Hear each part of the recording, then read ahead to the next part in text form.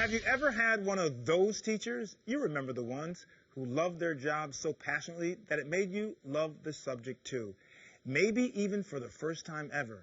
Well, check out this teacher who loved history so hard, she hit the road so her quarantined students could zoom right in. Hi, my name is Cathy Cluck. I am a high school teacher in Austin, Texas. I teach U.S. history.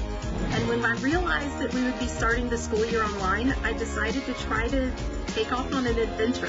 I'll be taking a 15-day road trip heading east. I'm hoping to stop at the Lincoln Memorial in Washington, D.C., where Martin Luther King Jr. gave the Eye of the Dream speech. I want to go to the Gettysburg battlefield. I'm going to try to teach history from the places where history happened. Before I leave, I'm going to go to Yorktown. Final battle of the American Revolution, and maybe most importantly, it's the title of a song from Hamilton. Hamilton. Yo, turns out we have a secret weapon. Everyone give it up for America's favorite fighting Frenchman. It should be awesome. Joining us now via Zoom from Austin, Texas, history teacher Cathy Cluck. Hey, Cathy. Hey, how are you? Good. First of all, I got to tell you, this concept to me is bananas. I love it. I'm a traveler. I love history. What made you think that this would be the thing to do? It kind of came to me just a couple of weeks before I had to come back for training. So I was just trying to figure out how can we start a school year online with kids and try to develop relationships with them. And kind of going into this year, I thought if I could just make this year fun, it's going to be weird, it's going to be different, but maybe if I took this road trip, then it would be something that kids would just want to log in and see. So what grade level are you teaching?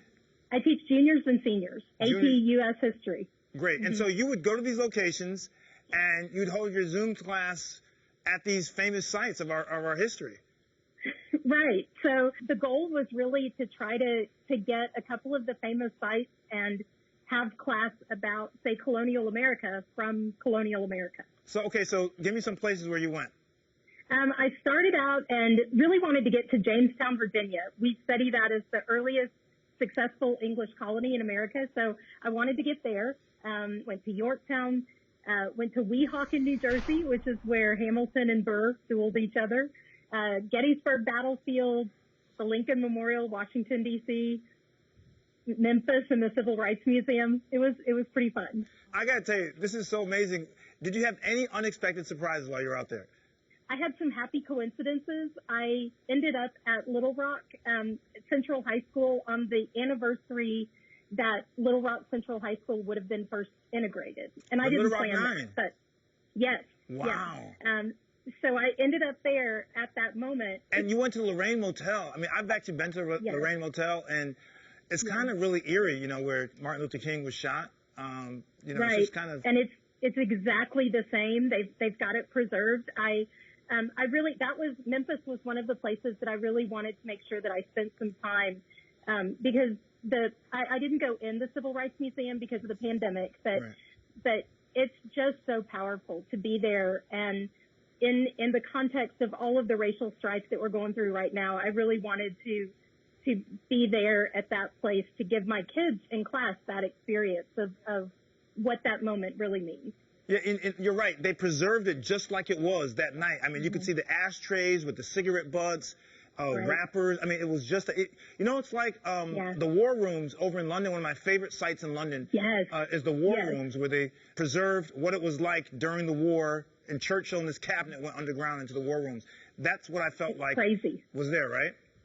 Right, exactly. It's that moment, and when you stand there and then you sort of look at the famous pictures of John Lewis and everybody after Dr. King had been shot, and they're pointing where the shots came from, and you're standing there on, right next to that spot. It's just, it kind of brings it all full circle. It makes it real.